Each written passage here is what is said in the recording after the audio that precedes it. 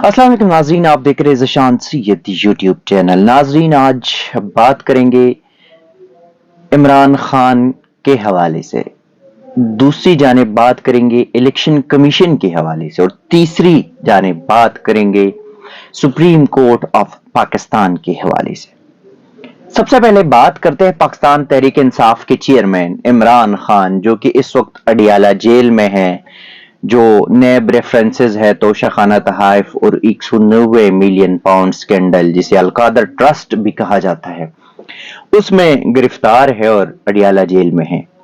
आज उन्होंने जो सहाफी थे वहां पे उनसे गैर रस्मी गुफ्तगू की, और उस गुफ्तगू में उसके कुछ चीदा चीदा बातें जो मेरे पास है वो मैं आपको बताना चाहूंगा। सबसे पहले तो उन्होंने जो पीटीआई के बड़े सीनियर तरीन रहनुमा थे अमजद खान नियाजी, उनके ऊपर तशद्दुद किया गया है, और वो जो है वो आजकल आईसीयू में है।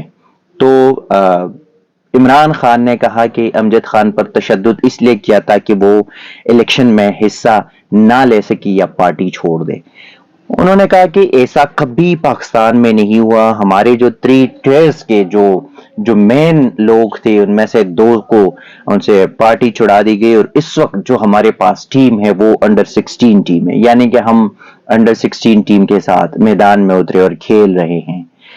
उन्होंने पाकिस्तान मुस्लिम लीग नून के ऊपर भी खासी तनकीद की, और उनकी जानिब से कहा गया कि 2002 में जो है जब नून लीग को सिर्फ इशारा ही किया गया था कि सारे काफ लीग में चले गए थे, और जो कुछ यहाँ पे हमारे पार्टी के साथ हो रहा है ताकत के जोर पे सारे कवानीन को खत्म किया जा रहा है। और एक बड़ी इंपॉर्टेंट बात उन्होंने कही कि जब हमारी हुकूमत गई और मैंने जलसे शुरू की और रिजीम चेंज की बात शुरू की, तो अगस्त 2022 में जो उस वक्त के आर्मी चीफ थे जनरल कमर जावेद बाजवा, उन्होंने मुझे और शाह महमूद कुरैशी को बड़ा ओपनली थ्रेट किया, और वो थ्रेट ये किया और मुझे कहा कि चुप करके बैठ जाओ, कुछ ना बोलो।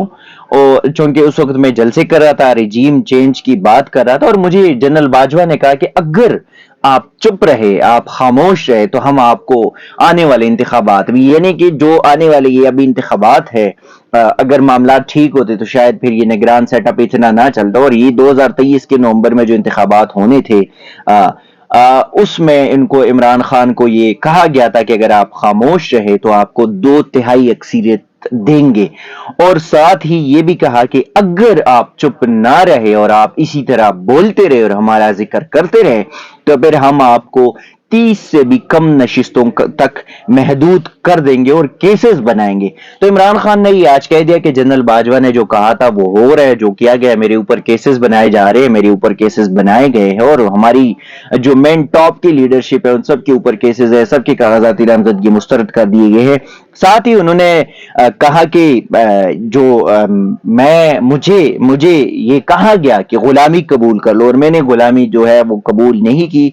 मरियम नवाज शरीफ और शहबाज शरीफ के हवाले से उन्होंने कहा कि ये तीनों सर्टिफाइड जो मनी लॉन्ड्रर है।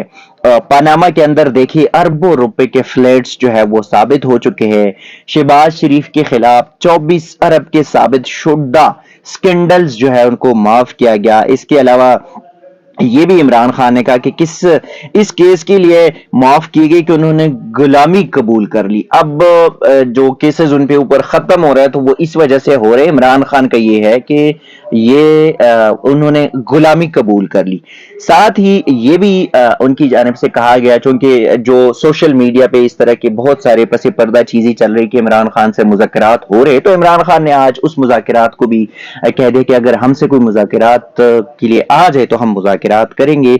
दूसरी बात ये कि उन्होंने जो कुछ दिन पहले जावेद चौधरी सीनियर सहाफ़ी ने एक वीलॉग किया था, वैसे तो हम कभी उसको सीरियस लेते नहीं है, लेकिन चलो अब वो पैगाम जो है शायद इमरान खान के पास पहुंच चुका था। जावेद चौधरी ने कहा कि इमरान खान जो है वो जेल में रो रहा था, तो उस पे आज उन्होंने इमरान खान ने कहा कि मेरे जेल में रोने की बात करने वाले को बता दो कि अगर रोना होता तो मैं बहुत पहले हाथ खड़े कर देते। यानी कि ये जावेद चौधरी के लिए स्पेसिफिकली ये पैगाम था, क्योंकि ये बात उन्होंने की थी।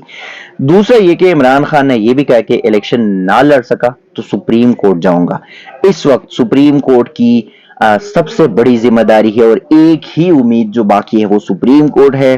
پوری دنیا سپریم کورٹ کی طرف دیکھ رہی ہے، باقی سارے ادارے مل چکے ہیں، نیب کو کوئی شرم نہیں ہے۔ ساتھ ہی انہوں نے کہا کہ نواز شریف اور زرداری نے بھی توشہ خانہ سے بلٹ پروف گاڑیاں حاصل کی۔ نواز شریف نے 6 لاکھ میں بلٹ پروف گاڑی لی، زرداری نے 3 گاڑیاں لی، اور ان کے توشہ خانہ کیسز اس لیے بند کیے ہیں کہ انہوں نے کہا ہم حاضر ہیں۔ ساتھ ہی بشرا بی بی کے حوالے سے انہوں نے کہا کہ جو بشرا بی بی ایک ٹرسٹی ہے، اس کو کیوں گرفتار کریں گے، چونکہ ٹرسٹ کی زمین کسی کی ملکیت نہیں ہو سکتی۔ شوکت خانم کے اربوں روپے جو ہے وہ اربوں روپوں کی اپنی زمینیں ہیں، وہ بھی میری ملکیت نہیں، اور بشرا بی بی بھی ٹرسٹی ہے، 1% بھی ان کا یا میرا یا ہمارا کسی کا نہیں ہے۔ ساتھ ہی دوسری جانب جو الیکشن کمیشن اور پاکستان تحریک انصاف میں ٹن پڑی ہے، بلے کے نشان پہ کھینچا کھینچی جاری ہے۔ تحریک انصاف کہہ رہا ہے بیڈ ہمارا، الیکشن کہہ رہا ہے بیڈ ہمارا الیکشن کمیشن۔ پہلے جب انٹرا پارٹی انتخابات ہوئے تو الیکشن کمیشن نے اس کو کالعدم قرار دیے، بلہ واپس لیا۔ پھر اس کے بعد پی ٹی آئی نے پشاور ہائی کورٹ گئے، وہاں پہ بلہ واپس مل گیا۔ پھر election commission Peshawar high court گیا، وہاں سے دوبارہ ان سے بلہ چھینا گیا۔ پھر پی ٹی آئی جو ہے وہ جس کیس میں الیکشن کمیشن گیا تھا اسی کیس میں ہی پشاور ہائی کورٹ کی 2 رکنی بینچ نے بلہ واپس کر دیا۔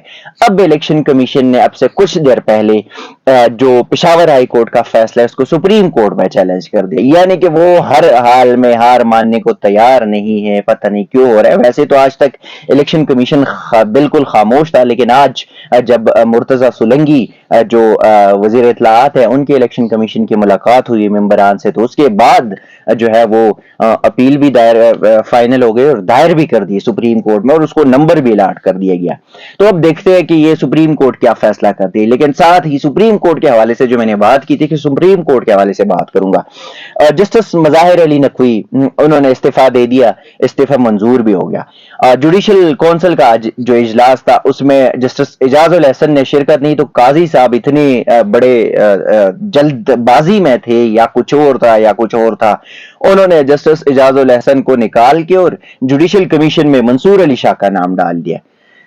ایک طرف قاضی جو انصاف کا نعرہ لگا رہے ہیں وہی ہے، لیکن اپنی ججز کو انصاف نہیں دے پا رہا۔ اب آج تک رو رہا تھا کہ میرے ساتھ انصاف نہیں ہو رہا، میرے خلاف جو ریفرنس آیا تھا وہ غلط تھا، تو پھر آج ان کے جو ججز کے اوپر ریفرنسز آئے تھے یا جو انہوں نے جو بندیال یا ثاقب نثار یا دیگر جو ججز تھے، ہم خیال کہہ لے، جو ہم خیال کا لفظ استعمال ہو رہا ہے، ان کو دیوار کے ساتھ چن کے لگانے کی جو کوشش شروع کر رکھی ہے، تو پھر قاضی صاحب بھی انصاف کے جو علمبردار کا نعرہ لگاتے تھے وہ نعرہ بھی شاید فراڈیا اور دھوکہ دہی پر مبنی تھا۔ ناظرین اب تک کے لیے اتنا ہی، اسی قسم کی چیزیں آپ کے ساتھ شیئر کریں گے، تب تک کے لیے دیجیے گا اجازت، اللہ حافظ۔